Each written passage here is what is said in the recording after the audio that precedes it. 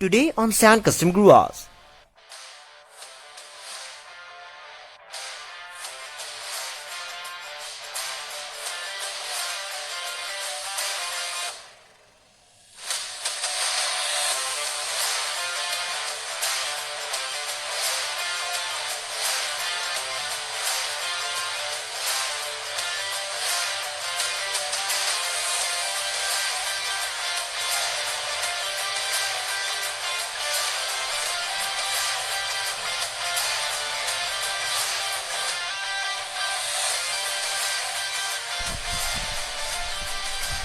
Hello guys, welcome back to San custom garage once again.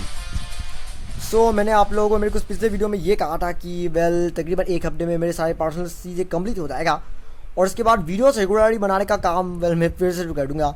पर unfortunately वैसा नहीं हो पाया क्योंकि मेरी सारी चीज़ें जो कुछ भी पर्सनल चीज़ें होगी फिलहाल मैं कर रहा हूँ, अनफॉर्चुनेटली वो सब एक हफ्ते के अंदर कंप्लीट नहीं हो पाया और आप कंप्लीट होने में थोड़ा और वक्त लगेगा।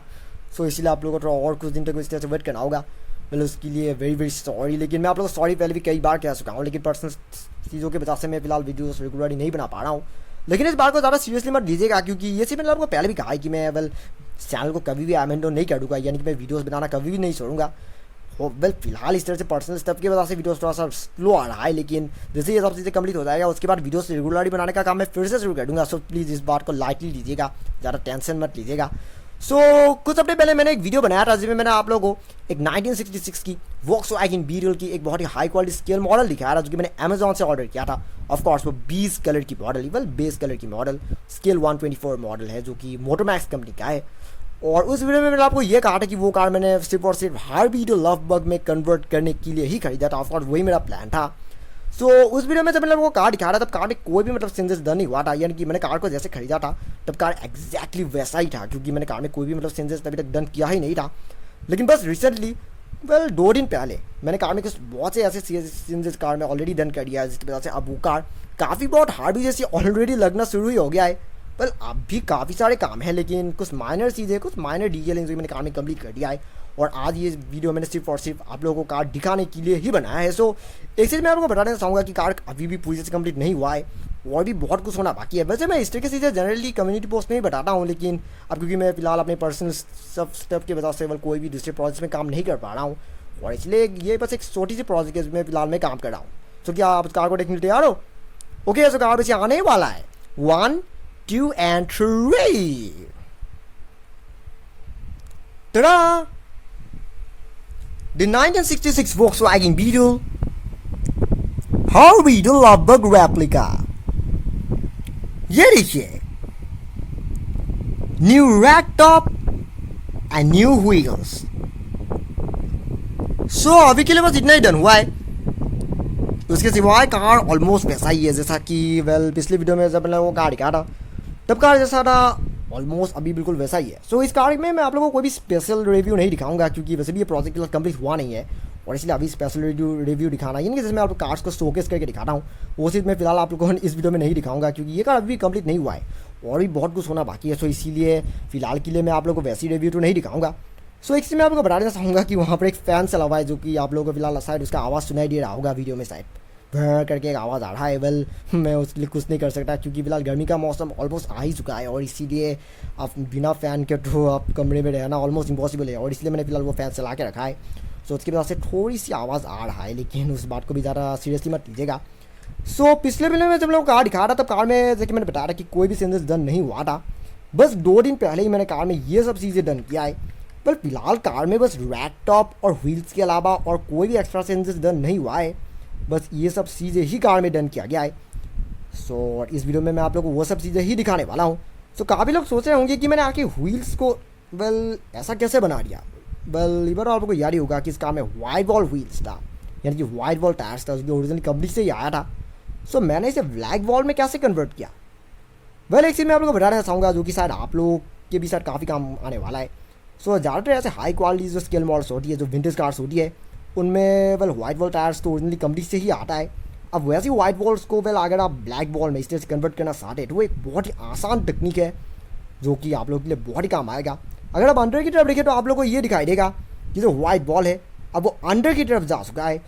एक्चुअली में मैंने क्या किया कि जो वाइट वॉल वाला जो हिस्सा था मैंने उसे अंडर की तरफ वेल फिट कर दिया, और फिर जब अंडर का जो ब्लैक वाला हिस्सा था उसे बाहर की तरफ फिट कर दिया, जिसकी वजह से वाइट वॉल वाला हिस्सा अब अंडर की तरफ घुस गया। अब इस चीज़ को करने की वजह से क्या हुआ, ना ही मुझे टायर्स को पेंट करने की ज़रूरत पड़ा, ये ना ही मुझे व्हील्स को कम्प्लीटली रिप्लेस करने की ज़रूरत पड़ा। और ये छोटी सी ट्रिक है, और इस ट्रिक की वजह से अब ये टायर्स कम्प्लीटली ब्लैक वॉल में कन्वर्ट हो चुका है, जो कि मैं सारा था। सो प्लान के मुताबिक वेल मैं व्हील्स को कम्प्लीटली रिप्लेस ही करने वाला था, लेकिन फिर मुझे ऐसा लगा कि अगर मैं व्हील्स को कम्प्लीटली रिप्लेस कर दूंगा तो इससे ये कार वेल ये फिलहाल एक काफ़ी एक्सपेंसिव मॉडल है। सो व्हील्स को रिप्लेस करने से क्या होगा, ये कार कम्प्लीटली एक चीप क्वालिटी की कार जैसी दिखने लगेगा, जो कि मैं नहीं चाहता था। और इसलिए मैंने व्हील्स को रिप्लेस करने के बजाय सिर्फ ये डिटेलिंग कार में कर दिया, और इन सब डिटेलिंग को कर देने की वजह से अब ये व्हील्स कम्प्लीटली ब्लैक वॉल में कन्वर्ट हो गया। और अगर इस रैक टॉप की बात करें, जैसे कि मैंने उस वीडियो में कहा था कि इस रैक टॉप को एक्चुअली में मैं वाइनल रैपिंग की मदद से बनाने वाला हूँ, और वही चीज़ मैंने कार में किया भी। ये एक्चुअली में मैट ग्रे कलर की वाइनल रैपिंग है, जो कि कम्प्लीटली हाथों से किया गया। ये चीज़ भी मैंने 2 दिन पहले ही किया था। ये दोनों सेंसेस 2 दिन पहले ही डन हुआ है, और इन्हें करना वैसे इतना आसान तो नहीं था, लेकिन आइटम मुश्किल भी नहीं है, काफ़ी आसानी से फिर हो गया है। वैसे इस तरह की चीज़ें जो मतलब जो एक्सपीरियंस होल्डर्स हैं उनके लिए ऐसे काम करना वेल काफ़ी और आसानी होता है, लेकिन जो नए चीज़ें होते हैं, मतलब जो नए लोग होते हैं जो ऐसे काम में वेल एकदम नए हैं, उनके लिए ये सब चीज़ें करना थोड़ा सा मुश्किल होता है। हाथों से जनरली इस तरह की चीज़ें फिट करना मुश्किल इसलिए होता है क्योंकि इसकी रूफ टॉप बीटल की रूफ टॉप काफ़ी मतलब कर्व है, और इसलिए इतनी कर्व एरिया में वेल इस तरह की चीज़ों को एकदम हाथों से फिट करना काफ़ी मुश्किल होता है। मैंने सबसे पहले तो कॉर्नर वाले हिस्से को एकदम दबा दबा के मतलब प्रेस कर दिया, फिर उसके बाद उंगली से उन्हें कॉर्नर से दबा दबा दबा दबा करके फिट किया, और उसे फिट करने में मुझे लगभग आधे घंटे का वक्त लगा ऑफ कोर्स, क्योंकि आमतौर पे क्या होता है जब इस तरह की चीज़ें आप लोग फिट करते हैं तो बबल्स आ जाने का सेंस बहुत ही ज़्यादा बढ़ जाता है, और अगर एक बार बबल्स आ गया तो आप फिर बाद में कुछ नहीं कर सकते। आपको उस रैपिंग को पूरी तरह से निकालना होगा, और उसके बाद नई रैपिंग करना होगा, और फिर कभी कभी तो नए रैपिंग में भी वेल बबल्स आ जाता है। सो इसलिए इस तरह का चीज़ अगर आप प्रॉपरली डन नहीं करेंगे तो वो बहुत ही ज़्यादा मतलब बुरे दिखेगा। सो इसीलिए प्रॉपरली करना काफ़ी ज़रूरी है। लेकिन अब क्योंकि ये चीज़ प्रॉपरली डन हुआ है, और ये देखने में ऐसा लग रहा है कि मानो ये रैक टॉप ओरिजिनल ही कार में आया था। जैसे कि मैंने कहा था कि ये 1966 का मॉडल था और स्टैंडर्ड हार्ड टॉप मॉडल था। वैसे भी हार्वी 1963 की वेल ओरिजिनली ही फैक्ट्री रैक टॉप मॉडल था, जबकि ये स्टैंडर्ड हार्ड टॉप मॉडल है। लेकिन इस छोटी सी चेंज को डन करने की वजह से अब ये कार देखने में काफ़ी बहुत 63 की रैक टॉप जैसी ही देखने लग रहा है। अगर इतनी छोटी सी मॉडिफिकेशन इस कार को ऑलरेडी काफ़ी बार हार्वी जैसे बना ही चुके हैं, तो अगर इस कार में हार्वी की तरह ड्राइविंग वगैरह डन करेंगे तो उसके बाद तो ये कार एग्जैक्टली हार्वी जैसी ही बन जाएगा। ये सही है कि इसके कलर में थोड़ी सी डिफरेंसेस है। हार्वी की कलर इससे थोड़ा सा ब्राइट था, और क्योंकि हार्वी का कलर वैसे भी पर्ल वाइट था, जबकि ये काफ़ी बहुत बेस टाइप का है। बेस भी नहीं है इसका कलर, ये एक्सपीरियंस में थोड़ी बहुत एक डिफरेंट टाइप की कलर है, जो कि वेल 60s की वोक्सवैगन बीटल में ओरिजिनल ही आता था।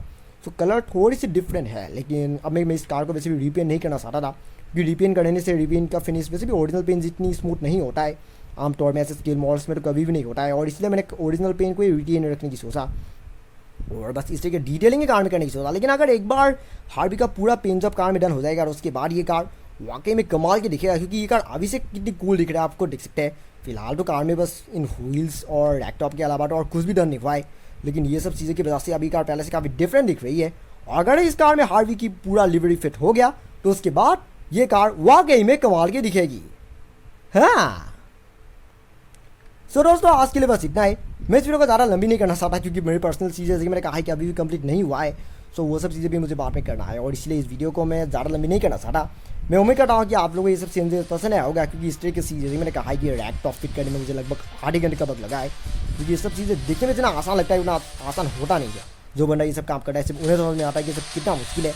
पर ये प्रोजेक्ट अभी फिलहाल कंटिन्यू है, इसमें और भी काफ़ी कुछ होना बाकी है, लेकिन फिलहाल के लिए मेरे ख्याल से इतनी चेंजेस ही काफ़ी है। कार में बाकी सारे काम मुझे बाद में करना है, लेकिन वो सब चीज़ें भी जल्दी कंप्लीट हो जाएगा, और फिर उसके बाद जो वीडियो आने वाला है वो मोस्ट लाइकली फाइनल वीडियो ही होगा, यानी कि इस कार के ऊपर फाइनल वीडियो ही होगा, क्योंकि इस कार में ऑलरेडी काफ़ी सारे चेंजेस डन हो ही चुका है, तो इसीलिए और इस कार के ऊपर और पार्ट 3 दिखाने का कोई मतलब नहीं है। तो इसीलिए मोस्ट लाइकली जो मतलब कि ग्राफिक्स का काम जब कंप्लीट हो जाएगा तो उसके बारे में वीडियो बनाने की सोच रहा हूँ।